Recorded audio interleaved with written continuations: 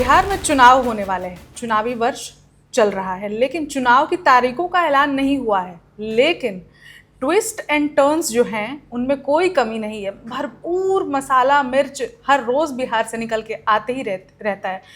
इसी में आज अगर आपको लगता है कि हम सीट शेयरिंग पे बात करने वाले हैं, तो ऐसा बिल्कुल नहीं है, क्योंकि आज हम एक मज़ेदार इंसिडेंट पे बात करने वाले हैं। मज़ेदार इसलिए है क्योंकि जिस व्यक्ति की बात है उनकी तस्वीर आए दिन अलग अलग तरीके से, अलग अलग एंगल से बाहर आती है और वायरल होती रहती है। जी हाँ, हम बात कर रहे हैं पूर्णिया से सांसद पप्पू यादव की। अब आप लोग भी कुछ कुछ समझ रहे होंगे कि आज हमने पप्पू यादव को पर बात करने के लिए क्यों सोचा है। तो बिना देर किए आपको सिंपल सा मुद्दा बता देते हैं। आप लोगों को तो पता है ही कि पप्पू यादव अभी पीएम मोदी की जो रैली हुई थी पूर्णिया में, तो पीएम मोदी के साथ मंच पर दिखाई पड़े थे। इनफैक्ट कान में बात करते हुए भी दिखाई, ऐसे जैसे बहुत क्लोज हैं और किसी से बात करते हैं, कुछ इस तरीके से वो बात कर रहे थे। तो ये क्या इतना आसान है? बिहार में चुनाव है, मैं पहले ही कह चुकी हूँ, चुनावी वर्ष में ऐसा सब इतना इजी तो नहीं होगा। लेकिन अब इसी पर बात करने के लिए बिहार की बात की इस एपिसोड में हमारे साथ केशव जी मौजूद हैं। केशव जी, आपको बहुत बहुत स्वागत है। Thank you. शायद पप्पू यादव के बारे में बात करने में मैं ज़्यादा ही एक्साइटेड हो रही हूँ, क्योंकि कभी वो बाढ़ में कूद जाते हैं, बाढ़ पीड़ितों के लिए कूद जाते हैं। नहीं, पप्पू यादव बिहार के सबसे वजनदार राजनेता हैं। बिल्कुल, लिटरली भी और मेटाफोरिकली भी। बिल्कुल, आपकी बात में भी उतना ही वजन था जितनी उनकी डिस्क्रिप्शन अगर उनके बारे में अगर हम करने जाएं, तो मोदी जी के मंच पर वो नजर आए। तो क्या चुनावी गलियारों में, क्योंकि राजनीतिक हलचल तो मचनी शुरू हो गई है, उनके पार्टी के लोग, पार्टी के नहीं लेकिन जो उनके समर्थक हैं, वो जो अपने आप को जिनको डेडिकेट कर चुके हैं कि महागठबंधन के हम सिपाही हैं, तो वहां से तो खबरें आ रही हैं कि उनकी शिकायत शुरू हो चुकी है। अच्छा, देखिए, पप्पू यादव प्रधानमंत्री के मंच पर पूर्णिया में थे जी, और इस पे चुनावी वर्ष है राज्य में, तो हलचल मचना भी स्वाभाविक है। लेकिन जो लोग ये हलचल मचा रहे हैं, मेरे ख्याल से उन्हें प्रोटोकॉल की कोई जानकारी नहीं है। पप्पू यादव पूर्णिया के सांसद हैं और अगर प्रधानमंत्री वहां जाते हैं तो ये प्रोटोकॉल होता है कि वहां का स्थानीय सांसद उनके साथ रहे।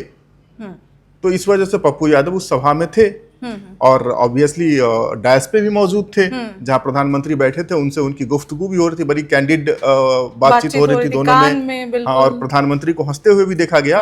तो मुझे नहीं लगता है कि इसके कुछ राजनीतिक अर्थ अलग हैं। ये एक सिंपल सा मामला है कि वहाँ पर वो स्थानीय सांसद हैं और प्रधानमंत्री की सभा थी, तो एक प्रोटोकॉल को फॉलो करते हुए वो वहाँ पर थे। और मुझे नहीं लगता है कि इससे कोई राजनीतिक कयास लगाए जाने चाहिए। क्यों नहीं लगाए जाने चाहिए, उस पर भी मैं आता हूँ। पप्पू यादव की अपनी अभी कोई पार्टी नहीं है, वो अभी निर्दलीय सांसद हैं, ऑफिशियली निर्दलीय सांसद हैं। हालांकि वो अपने आप को कांग्रेस का मेंबर बताते हैं और प्रत्यक्ष रूप से कांग्रेस का सिपाही बताते हैं। जब इनकी कोई पार्टी अपनी है ही नहीं, तो ये किसके साथ वहां पर समझौता करेंगे? ये सांसदी छोड़ करके विधायक का चुनाव तो नहीं लड़ेंगे। क्या कहीं ये दूर दूर तक इस बात की संभावना है कि बीजेपी के साथ अगर पप्पू यादव आ जाते हैं तो उनको मुख्यमंत्री पद का उम्मीदवार बना देगी बीजेपी? नहीं, ऐसा तो हो नहीं सकता है ना। तो सांसद बड़ा या विधायक बड़ा? ऑब्वियसली सांसद। तो सांसद पप्पू यादव क्यों आएंगे? लेकिन लोकसभा की सदस्यता छोड़कर बिहार विधानसभा की सदस्यता लेने के लिए क्यों आएंगे? लेकिन हाँ, सॉरी टू इंटरप्ट, एक क्वेश्चन है बार बार मेरे दिमाग में आ रहा है। अभी बीते दिनों ही राहुल गांधी की रैली हो रही थी, तो उसमें से एक तस्वीर निकल कर आई थी, वीडियो भी काफी वायरल हुआ था कि पप्पू यादव को उनकी एक ट्रॉली जा रही थी जिसमें सारे नेता चढ़ रहे थे। तो राहुल गांधी जी थे, बाकी सभी थे, लेकिन पप्पू यादव को चढ़ने से रोक दिया गया। बहुत कोशिश की उन्होंने चढ़ने की, वो चढ़ नहीं पाए थे, जिसके बाद ये सीन होना। पप्पू यादव और कन्हैया कुमार को लेकर के ये बवाल हुआ था कि उनको जगह नहीं दिया जा रहा है, और उसके राजनीतिक निहितार्थ भी हैं।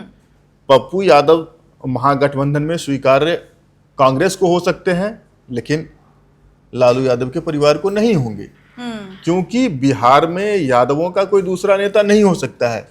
इसीलिए महागठबंधन में उनके खिलाफ अड़चने हैं। उसी तरह महागठबंधन में कोई दूसरा युवा नेता भी नहीं हो सकता है। इसीलिए कन्हैया कुमार की स्वीकार्यता पर भी सवाल है बिहार में। इसीलिए कन्हैया कुमार जो 2019 के चुनाव में गिरिराज सिंह को बेगूसराय से अच्छी टक्कर देते हैं, लेकिन 2024 के चुनाव में उन्हें दिल्ली फेंक दिया जाता है।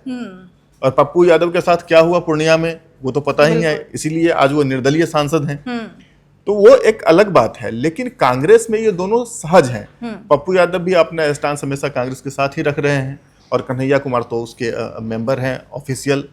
तो और हाँ, अगर वो अपने आप को सिपाही कहते हैं कांग्रेस का, और अभी आपने जैसा कि बताया कि एक जो कोल्ड वॉर जैसा है, क्योंकि लालू यादव नहीं चाहेंगे कि दूसरा कोई यादव नेता उभर कर आए। बिल्कुल उभरे हुए नेता तो ऑलरेडी है पप्पू यादव, लेकिन जिस संदर्भ में हम देख रहे हैं, हाँ। कुर्सी की संदर्भ में, तो लेकिन अभी कुछ दिन पहले ही पप्पू यादव ने किसी इंटरव्यू में कहा था कि सीएम फेस के लिए तो बहुत सारे कैंडिडेट्स हैं इसमें महागठबंधन में, लेकिन उन्होंने तेजस्वी का नाम नहीं लिया।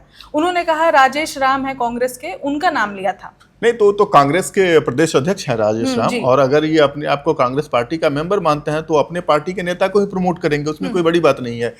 तेजस्वी यादव के बतौर मुख्यमंत्री उम्मीदवार राहुल गांधी की भी मुहर नहीं मिली है। तो कांग्रेस के तरफ से जो सर्वोच्च नेता अगर कह लें तो राहुल गांधी हैं, सर्वस्वीकार्य भी हैं पार्टी में। अगर वो इस बात पे मुहर नहीं लगा रहे हैं कि महागठबंधन अगर जीतती है तो तेजस्वी यादव ही मुख्यमंत्री बनेंगे, तो इस पर चाहे राजेश राम हो या फिर पप्पू यादव हो या बिहार कांग्रेस के कोई बड़ा नेता हो, वो नहीं कह सकते हैं ना। हालांकि देखिए, बीच में तेजस्वी यादव और पप्पू यादव की भेंट भी होती है और टी शर्ट की अदला बदली भी होती है। बड़ा ही वो भी अच्छा एक सीन था। तेजस्वी एक टी शर्ट पहने रहते हैं और पप्पू यादव पूछते हैं बहुत अच्छा टी शर्ट पहने हैं, हमको भी दे दीजिए एक। तो वो बोलते हैं कि भाई इस पर राजद का बना हुआ है, लालटेन बना हुआ है। तो बोलते हैं क्या होगा, दोनों भाई अपना लालटेन लगा हुआ टी शर्ट पहनेंगे। तो पप्पू यादव को किसी चीज से परहेज नहीं है वैसे। तो ये रिश्ता क्या कहलाता है वाला संदर्भ यहाँ भी है। यहाँ भी है, और पप्पू यादव चाहते हैं कि महागठबंधन में उन्हें सहजता के साथ स्वीकार कर लिया जाए। और मैं एक बात और बताऊं, पप्पू यादव ने पिछले दिनों बागी तेवर अख्तियार कर लिए थे, लालू यादव के खिलाफ खड़े हो गए थे, इसीलिए उनके ऊपर बहुत कड़ी निगरानी रखे हुए हैं लालू परिवार। नहीं चाहते हैं कि आकर के फिर से बागी रुख अख्तियार करे। लेकिन अगर राजनीतिक संभावनाओं को समझें तो पप्पू यादव को यदि महागठबंधन में राजद भी स्वीकार कर लेती है तो ये इससे महागठबंधन की मजबूती ही बढ़ेगी, खासकर सीमांचल क्षेत्रों में। हालांकि यह नहीं है कि पप्पू यादव का प्रभाव बहुत सारे सीटों पर है। जो कोशी का इलाका है वहां पर 5-7 सीटों पर ये मतदान के समीकरण को प्रभावित कर सकते हैं, जीत हार के अंतर को घटा बढ़ा सकते हैं। ऐसा भी नहीं है कि वो जीत हार में अंतर बन सकते हैं, बस ये है कि हाँ, जहां तो घटा बढ़ा सकते हैं। अगर राजद से अगर मतलब अगर एनोमिसिटी मोल लेने मतलब वो हो जाए, बिल्कुल चीर फाड़ हो जाए, तो उस केस में तो पप्पू यादव नुकसान बन सकते हैं ना राजद के लिए। मुझे नहीं लगता है कि पप्पू यादव ऐसा इतना बड़ा नुकसान पहुंचा सकते हैं। कुछ वोट कट जाए, लेकिन अगर आप समझ लीजिए पप्पू यादव के नाम पर कौन वोट देंगे राजद को? यादव वोट देंगे। मधेपुरा रोम पोप का और मधेपुरा गोप का कहा जाता है। मधेपुरा से सांसद लालू यादव भी रहे हैं, पप्पू यादव भी उसी इलाके से आते हैं। तो यदि कोशी दियारे के जो क्षेत्र हैं वहां से यादवों के वोट को प्रभावित करने की बात अगर आती है तो उसमें लालू यादव बड़ा चेहरा है। लेकिन अभी तो पप्पू यादव बीते अगर 10 सालों का ग्राफ उठा के देखा जाए तो उनकी लोकप्रियता काफी बढ़ी। लालू यादव थोड़े कम सक्रिय हैं। लोकप्रिय होना एक अलग बात है और चुनाव जीतना एक अलग बात है। तो अगर लोकप्रियता के बल पे चुनाव जीता जाता तो आपको बता दूं मैं कि शत्रुघ्न सिन्हा दिल्ली से चुनाव नहीं हारते। वो बहुत लोकप्रिय थे लेकिन चुनाव हार गए। तो कई सारे लोकप्रिय नेता अभिनेता भी चुनाव हारते हैं। तो यहाँ पे मेरा फिर ये सवाल होगा, अब शत्रुघ्न सिन्हा के जो आपने उनका उदाहरण दिया, Shatrughan Sinha as an actor लोकप्रिय थे, उनको नेता के तौर पे नहीं, लेकिन पप्पू यादव को लोग अपना नेता के रूप में देखते हैं। वही नेता के रूप में आप तभी लोकप्रिय होंगे जब आप चुनाव जीतेंगे। पप्पू यादव देखिए पिछले 15 वर्षों में कितने चुनाव जीते हैं, केवल एक चुनाव जीता है। तो जीतने के लिए बहुत सारे फैक्टर्स होते हैं जिम्मेवार। वहां पर आपको पॉलिटिकल इक्वेशन भी देखना पड़ता है। बिहार से अगर आप बात कर रहे हैं इलेक्शन की तो वहां पर आपको कास्ट इक्वेशन पे भी फोकस करना होगा। बहुत सारी चीजें हैं, आपको विनेबिलिटी फैक्टर्स का ख्याल रखना पड़ेगा कि किन किन मुद्दों पर चुनाव लड़ा जा रहा है, यहाँ पर मतदान के कारक क्या क्या होंगे, ये सारी चीजें वहां पर पिक्चर में आती है। सिर्फ पॉपुलर हो जाने से, किरण बेदी देश भर में पॉपुलर है, दिल्ली में वो चुनाव हार गई। लेकिन एक बात याद आवता हमरा बताइए। बात ई बा जब 2014-15 के जब प्रधानमंत्री बने रहनी नरेंद्र मोदी जी, तो 2 बार मिल रहल सा। हाँ जाके मिल राजद कांग्रेस से तनी खफा रहलन पप्पू यादव, जाके मिलल रहलन। और प्रधानमंत्री मोदी के मतलब इंदिरा गांधी और शास्त्री जी से भी बढ़िया लेवल के प्रधानमंत्री कहले रहलन। तब अब फिर से भी एज ए सांसद मना तो कर सकते हैं, बीमार हैं नहीं जा सकते हैं। हाँ, वो मना कर सकते थे, लेकिन अगर आए हैं तो अगर बहुत ज्यादा आप इसके पॉलिटिकल निहितार्थ निकालना चाहते हैं तो ये हो सकता है कि ये भी एक बार्गेन पॉलिटिक्स हो सकती है कि अगर आप मुझे सम्मान नहीं देंगे तो मैं यहाँ भी जा सकता हूँ। लेकिन उससे महागठबंधन को कोई फर्क नहीं पड़ता है। पप्पू यादव महागठबंधन में रहें तब भी, ना रहें तब भी 1 से 2% वोट भी नहीं ला सकते हैं, एकदम मैं दावे के साथ कह सकता हूं। आप देख लीजिए 2020 के चुनाव में जो इनकी जन अधिकार पार्टी थी, उनको कितना % वोट मिला था? 1% से भी कम वोट मिला था। तो पूरे बिहार भर में ये जब अकेले रहते हैं तो 1% वोट भी नहीं ला सकते हैं। 2024 के चुनाव में भी अगर ये इनकी जीत हुई है तो उसका सबसे बड़ा कारण ये है कि तेजस्वी यादव जाते हैं उस संसदीय क्षेत्र में प्रचार के लिए और वहां पर कहते हैं कि अगर इनको राजद के उम्मीदवार को वोट नहीं देना है तो नहीं दीजिए, आप जेडीयू को दे दीजिए, लेकिन पप्पू यादव को नहीं दीजिए। एक कारण ये रहता है। दूसरा, पूर्णिया से जो टिकट के दावेदार थे उदय सिंह, जो अब जन स्वराज पार्टी के मुखिया हो गए हैं, अध्यक्ष हो गए हैं, मुखिया तो प्रशांत किशोर ही रहेंगे, तो टिकट के दावेदार थे, बीजेपी उनका भी टिकट काट देती है। तो उदय सिंह वो भी नाराज चल रहे थे। अंदर खाने खबर ये है कि उदय सिंह भी सपोर्ट कर रहे थे पप्पू यादव को पूर्णिया में। तो दो कारण हो गए। एक तो लोगों की नाराजगी हो गई, ये क्या बात हो गई? तो आरजेडी का जो वोटर था, जो यादव वोटर था, वो सब पप्पू यादव को वोट दिए। पप्पू यादव ने अपना थोड़ा सा क्या कह सकते हैं, वो रॉबिन हुड वाली छवि बना रखी है वो, तो उस वजह से हाँ कुछ वोट मिल गए। लेकिन पिछले अगर 4-5 चुनावों के बाद देखें तो उन्होंने एक जीत दर्ज करी है। ये कोई बहुत बड़ी बात नहीं है। हाँ, लेकिन बार्गेन करने की ये काम आ सकता है। इसके साथ साथ आप पप्पू यादव का आज एक्स पर किया गया पोस्ट देखिए। हाँ।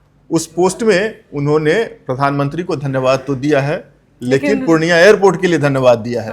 मखाना बोर्ड के लिए राहुल गांधी जी के बारे में क्या लिखते हैं?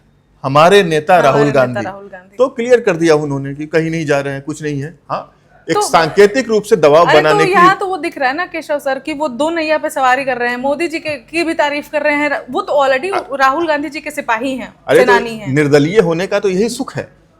निर्दलीय होने का तो ये कह सकते हैं ना, निर्दलीय होने का यही सुख है कि जिसकी चाहे तारीफ करें, जिसके चाहे उसके साथ बैठ सकते हैं, उठ सकते हैं। लेकिन प्रधानमंत्री के लिए वो ये नहीं लिखते हैं हमारे नेता नरेंद्र मोदी।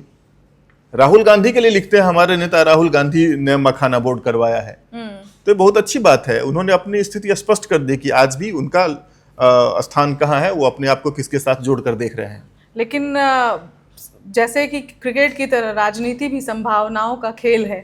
तो संभावनाएं हमने तो डिस्कस किया कि हो सकता है, वो तो कोशिश कर रहे हैं कि चलिए 60% अगर कांग्रेस की नैया में है तो 20-30% तो उधर भी पैर मारने की कोशिश तो कर ही रहे हैं। क्रिकेट संभावनाओं का खेल है, और लेकिन क्रिकेट में निर्णय अंपायर देता है, और जब अंपायर निर्णय नहीं दे पाता है तो तीसरा अंपायर निर्णय देता है। तो मैं एकदम हॉक आई से देख रहा हूं कि ये बॉल जो है स्टंप को छोड़ के जा रही है।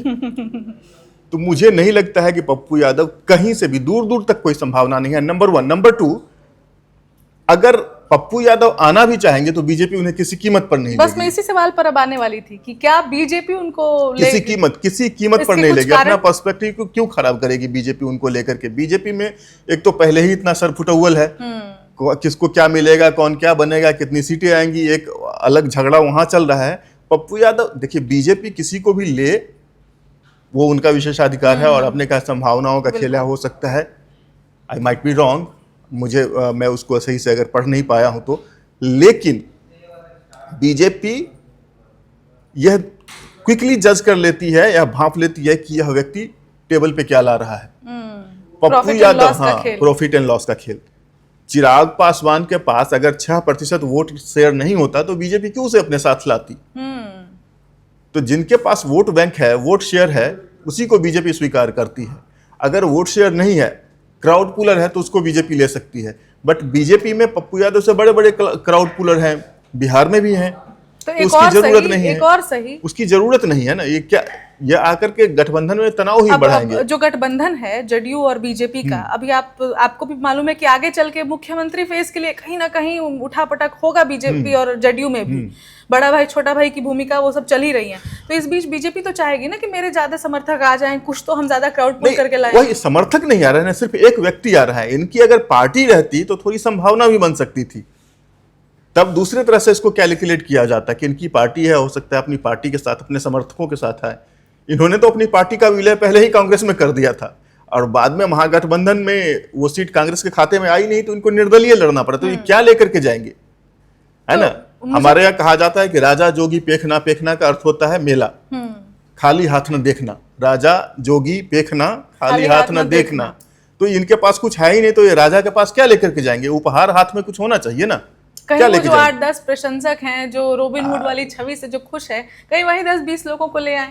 बीजेपी के लिए तो वहां ढेला भर भी आप बताइए, रॉबिन हुड ठीक है, एक अच्छा कैरेक्टर है, लेकिन जहां बीजेपी के पास ऑलरेडी एक जेम्स बॉन्ड है, तो रॉबिन हुड को कौन पूछ रहा है यहाँ पर। बीजेपी के किस जेम्स बॉन्ड की? अरे जिस जेम्स बॉन्ड के साथ रॉबिन हुड बैठे हुए थे, मैं उसी जेम्स बॉन्ड की बात कर रहा हूँ। तो मुझे लगता है कि ये कन्वर्सेशन बहुत कुछ इंसाइटफुल था, मजेदार भी था। और पप्पू यादव वो हमेशा ही बिहार की राजनीति, चाहे वो लोकसभा चुनाव हो चाहे विधानसभा चुनाव हो, लेकिन पप्पू यादव की जो एक छवि है दो नैया पर सवारी वाली, कभी प्रधानमंत्री मोदी की तारीफ कर देते हैं, कभी राहुल गांधी के स्टेज पर चढ़ते हैं, तो हमारे और आपके जैसे बहुत लोग कंफ्यूज रहते हैं क्या पाला बदलने वाला है। लेकिन केशव जी से बात करने के बाद मैं तो बहुत हद तक क्लियर हो गई हूँ। आपको क्या समझ में आया है हमारे कन्वर्सेशन से? क्या बिहार की राजनीति में चुनाव से पहले कुछ उथल पुथल पप्पू यादव कर सकते हैं या नहीं? आपको जो लगता हो हमें कमेंट करके ज़रूर बताइए। और बाकी राजनीति और देश दुनिया की और खबरों के लिए बने रहिए वन इंडिया हिंदी के साथ। धन्यवाद। Subscribe to One India and never miss an update. Download the One India app